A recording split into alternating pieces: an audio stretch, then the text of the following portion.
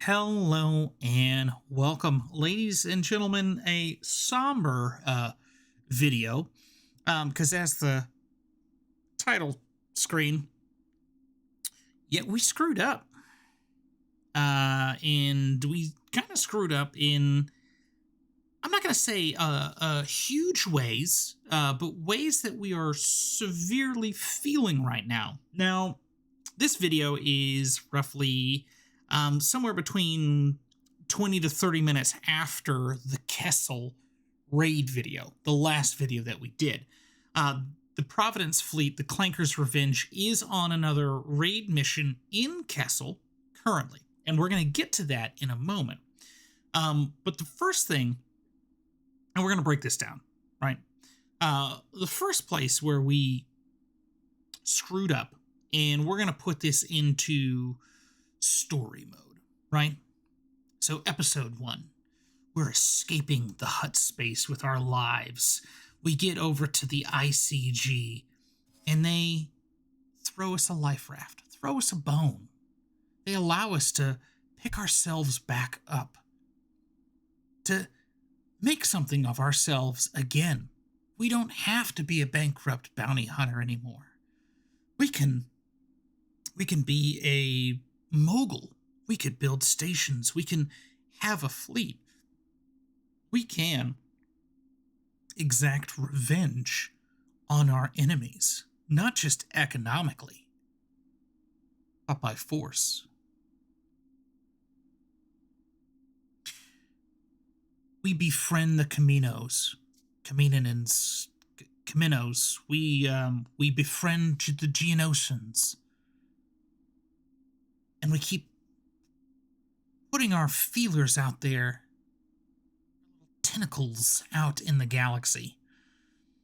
And we start building ourselves up. We start building stations. We help the ICG's economy. We help the Camino Knights, the Geonosians. Becoming friends. We're becoming citizens. We start to befriend the CSA. Start building stations over there. All the while playing a political game. We get to a point in our little political game where we say, you know what, CSA, we're going to build a defense station right here in Jabim for you. We'll help defend any attacks that come through this sector. We'll be here for you. After the fight to get the research center, we get approached by the ICG. We get approached by Camino. Because Camino and the ICG, they don't get along. But they have a common goal, and that's independence. Camino has just gained its independence and the right to rule on its own again.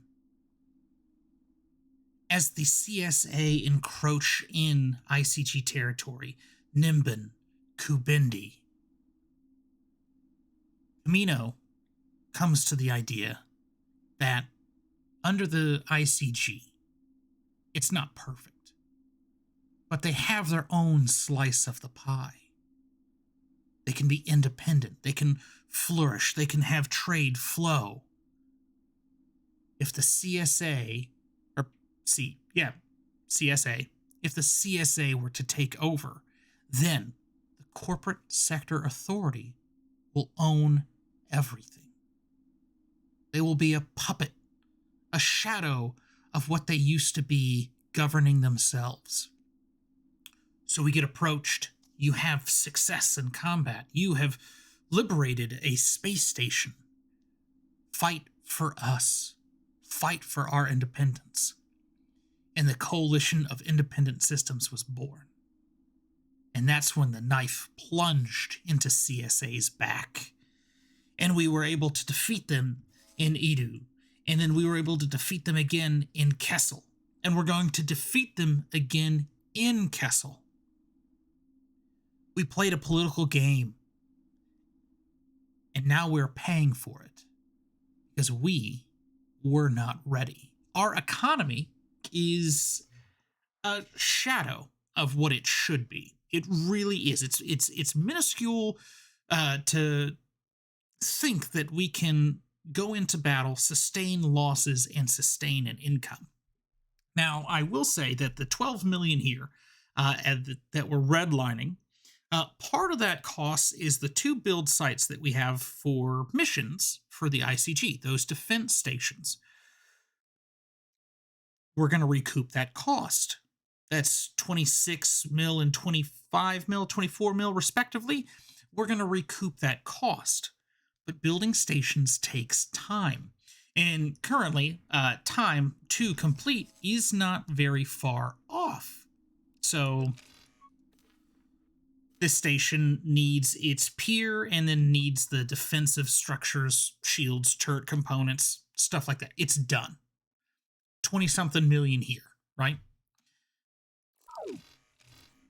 Then we have this one,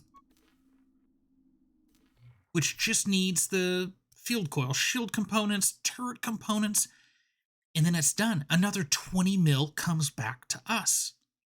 Not only with these 2 stations, but we do have our extra large shipyard that's being built in Smuggler's Run, which is part of that negative 12 million that we've incurred.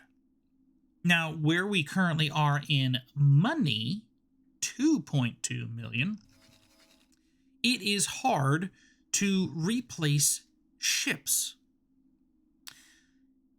And part of that is how we have our fleets organized. Now, I did lessen some of the ships after we did the battle for the research facility. And I thought that we were good after the Battle of Edu and then after the Battle of Kessel.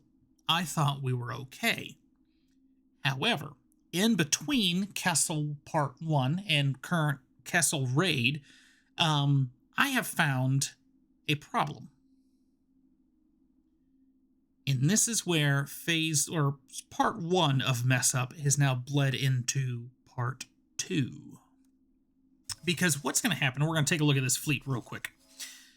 What happens here with the Clanker's Revenge is how we have this organized. And I was already in the process of trying to fix this. So actually, it's going to be easier if we talk about it here with the Porax. So how we have this ordered, right, is the Providence is command ship, who is going to give a command to Porax RFQ 274. That's going to say, go attack this target. So Porax 274 will go to designated target with his wingmen, Porax 444, 909, and 842. They will attack together. Now, once that attack is complete, the Providence will say, Porax 274, come back to carrier. Here, there is a break in communication. Because once Porax 274 lands on carrier, he will then tell his wingmen to then join him to be on the carrier. There is a good chunk of time, especially if Porax, 274 has to wait in queue to then dock, where his wingmen, 444, 909, and 842, they can be destroyed. So, how we have to change this is how they get ordered. So, Providence, and we just started doing this with the Tri-Droids. So we have to order this as Iota Group, all one class, not separated into 5 different wings, but only one wing and commanded by the Providence. So the Providence will now say, all right, Iota Group, there is a ship. Go attack. And the Iota Group as a whole will go attack. They will then, once done, come back to the carrier as a whole. And at that point, the lag time before from getting to ship and docking on ship, the ship should be close enough to the Providence where the Providence can also help defend those lying in wait ships in the queue, right? I don't like this. Me personally, I do not like this, but this is how we have to fix this. This is how we can try to mitigate some of the losses that will incur, because it wasn't until this point, and I had to save the game during Kessel Raid Part 2, where I had to figure this out. And you guys actually kind of told me about this, I believe in the video that we did the HQ attack, and I thought I simplified it. It was not simplified enough. And we have off camera paid some dear prices, which has made me rethink exactly how we have to do it.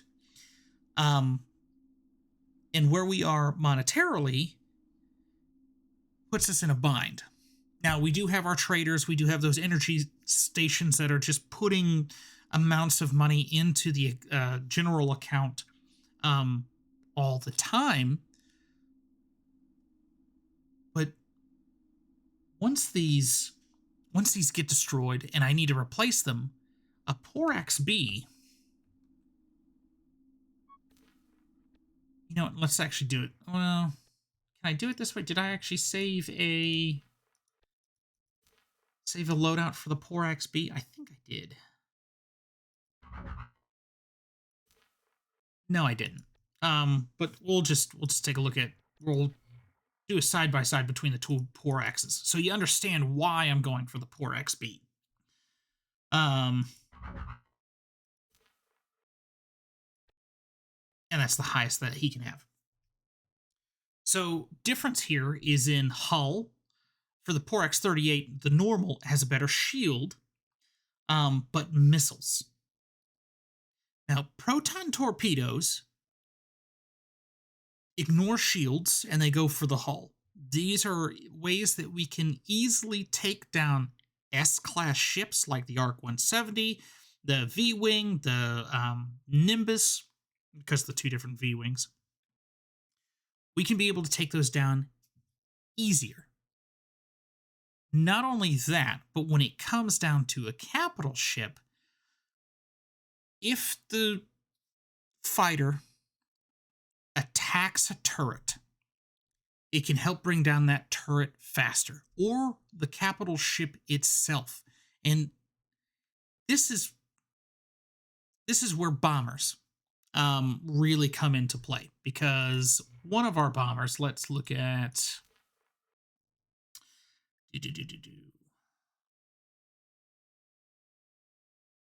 I think it's the it's the Y-Wing B. So the Y-Wing B, let's just throw in here. She can hold 14 missiles. In flex tube. Okay, perfect. We're gonna not be able to do it that way. We have to do it a different way. Let's go to Camino. It was the B. Perfect. It's the last two. So flex tube and space bomb. So let's just take a look at space bomb. Space bomb detonation output of 10,000. Detonation output on the hull 4,000. Effective range 1.3. It's it lacks compared to its counterpart, The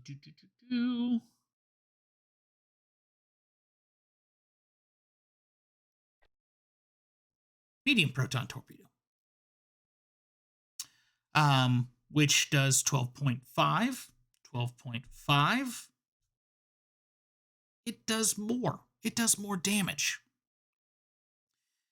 And with the ship, oh, I just got rid of it.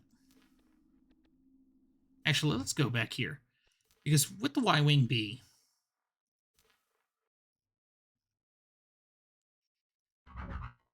let's high preset, because it doesn't matter. Y-Wing B, and then where is our hyena? Y-Wing B can hold 14. The hyena can only hold 6. So, right off the bat, our Clanker's Revenge fleet is at a disadvantage. We're going to have a whole lot more bombers in that fleet unless we just switch over what bomber we have. I would like that fleet to stay droids. I'm not opposed to changing it. But we can also throw in the Porax, because the Porax B has one less torpedo than the Y-Wing. Maybe I should have just left the Porax B just sitting up there, you know? And so now we have a difference in bombers, roughly. Porax B is a starfighter, it's not a bomber, but we could use it for the same effect. It can also fight on its own. It's got a decent hull. It's got more shielding than the Y-Wing B. And it can outmaneuver the Y-Wing B as well. It's just, it doesn't have an ion cannon at the top of its roof. And it's... well, let's see how cost-effective a Y-Wing would be opposed to a Porax B. Camino. Nice preset. Let's make sure you got the ion. Let's see, you got medium proton torpedoes. 943866, right? 948366. 943. And then Brax B.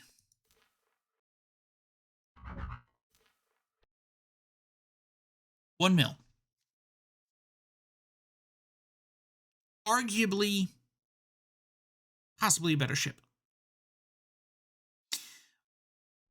But here is where part 1 of our miscalculation of war is playing or paying its tolls. Because at 1 million a pop, currently I get 2. Droids are so much cheaper. Oh my gosh, can I not click on a station?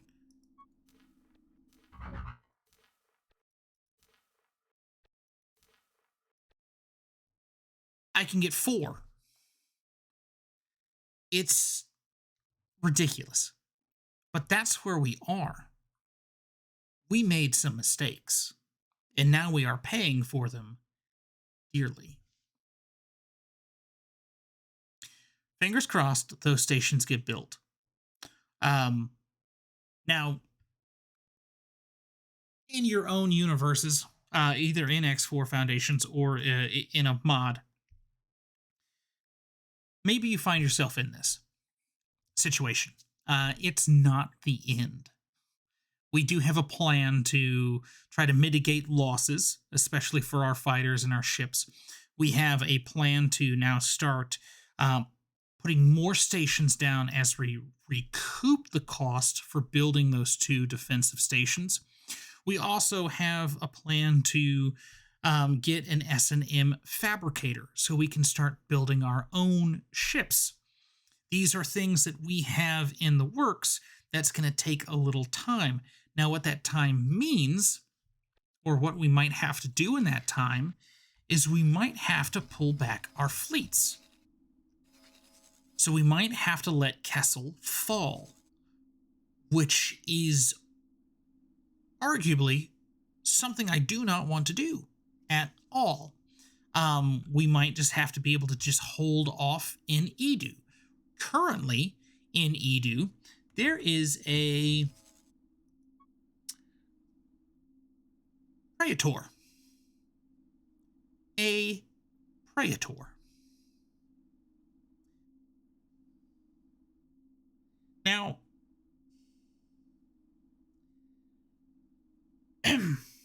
this ship has eaten at least 5 fleets of the ICG, and it's barely hurt. What you see here is orders that I am going to absolutely cancel, because what I thought was a decent ship was only a diamond cruiser, which isn't even an appetizer for the Praetor. It eats through everything. It eats through everything. So this ship, we are going to have to let just roam around Edu until we are in a spot where we can corner and or disrupt it. And that's going to be a goal for possibly another video. But I hope you guys enjoyed me explaining how I made mistakes, what we've learned from those mistakes, and, you know, more food for thought for you. More things to look for or think about or be more prepared. Skillet, you... it's, I'm just going to chalk it up to these 2 stations. That's what it is. But this is going to be Skillet signing out for now.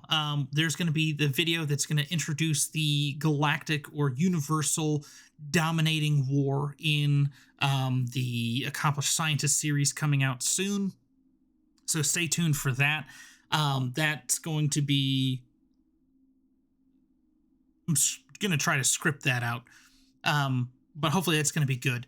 And then we are going to push into that series as well. So I hope you have a wonderful evening, morning, afternoon, night, whenever you watch. I'll catch you guys again.